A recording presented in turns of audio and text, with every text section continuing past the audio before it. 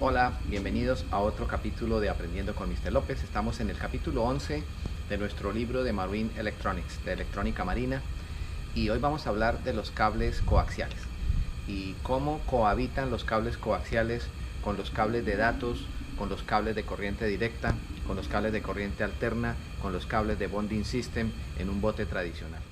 Los VHF, las señales VHF, que son los cables de antena que usamos en el radio de VHF en nuestro bote, va entre 30 millones de Hz a 300 millones de Hz. Calculen en un segundo 300 millones de ciclos en un segundo, en lo que tradicionalmente tenemos 60 ciclos. Calcule la amplitud cuando tenemos toda esa frecuencia metida en un segundo.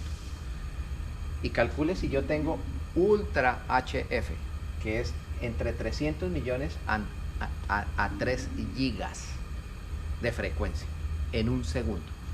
Y en SHF de 3 gigas a 30 gigas.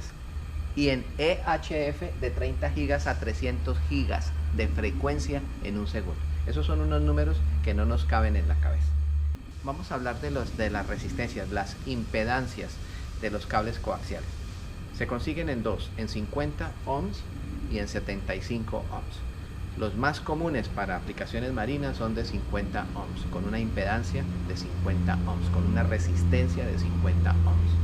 Bueno, y los más comunes ya sabemos el RG58U, el RG58, el RG8X y el RG8U.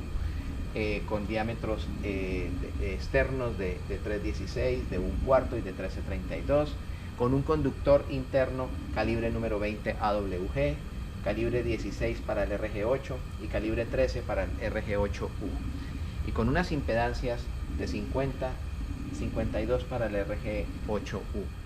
En esta tabla tenemos los cables coaxiales más comunes que ya mencionamos, todos ellos. Tenemos la distancia, el diámetro externo de esos cables. Tenemos el calibre, el gauge, el AWG del conductor central para cada uno de ellos. Para el RG58U es de 20, 16 para el RG8, para el RG8U es 13, 13 para el RG213, 13 AWG. 15 AWG para el LMR240 y 9 para el LMR400. Es un cable bastante grueso. Bueno, muy bien. Y las impedancias, fíjense ustedes que casi todas están en 50, excepto por el RG8 que es 52 ohmios. Esas son las impedancias. Las uniones en línea, las uniones de los cables que todos conocemos, tienen una pérdida de 0.5 decibels por cada unión. 0.5 decibels por cada unión. Ok, y las impedancias están o 50 ohmios o 75 ohmios. Las más comunes son las de 50 ohmios. Bueno, hay que evitar apretar mucho los cables, hay que evitar hacer lazos con otros tipos de cables. Ya la recomendación fue muy clara, que les hice al principio.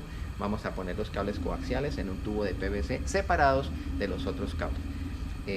Ya dijimos que los cables de datos solo pueden estar juntos y pueden viajar en el mismo bundle con cables de corriente directa. Los cables de corriente alterna no pueden estar juntos ni en el mismo paquete con los cables de corriente alterna y de datos, no pueden ir juntos. Y por supuesto, los cables de bonding y los cables de pararrayos nunca pueden ir con ninguno de los demás, deben ir separados en un tubo de PVC exclusivo para ellos. Entonces mire lo que dicen en la guía de estudio. Ellos van a instalar una antena, que la antena como tal mide 4 pies, la parte física de la antena es de 4 pies, y va a estar fluctuando entre 850 y 1900 MHz. Esa antena viene con un pedazo de cable de 10 pies. Les voy a hacer un pequeño dibujo para que entendamos. Tenemos una antena aquí, una antena acá, con una basecita aquí, y esa antena tiene un pequeño cable de 10 pies. Bueno, la antena, el alto de la antena es de 4 pies, que en realidad no es relevante para nosotros.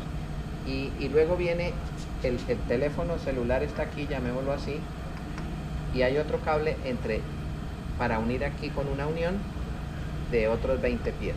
En total vamos a tener 30 pies de distancia. 30 pies de distancia. ¿Ok? La antena mide 4, 10 10 pies de cable que vienen con la antena y le vamos a agregar otros 20 pies de cable hasta el teléfono celular. Y en este caso, si trabajamos a la frecuencia de 1900 MHz o 1.9 gigas, nos estamos pasando del máximo recomendado, que son 3 gigas, que son 3 decibelios. En este caso estamos en 4.1, estamos muy por encima, entonces tenemos que hacer algo. Lo único que se me ocurre a mí es que en la segunda parte del cable, no el que viene con la antena, que es un RG213, el segundo pedazo de cable lo pongamos en otro tipo de cable que nos genere menos pérdida, para que ese de 10 pies más el otro de 20 nos dé por debajo de 3 decibelios. Vamos a intentarlo. Entonces, esto está menor a 3 decibelios y bingo, lo logramos. ¿Cómo lo logramos? Cambiando el segundo tramo por un cable LMR400. Bueno, este es un ejemplo típico de cómo calcular pérdidas, cómo tratar de mitigarlas cambiando de tipo de cable, que se puede.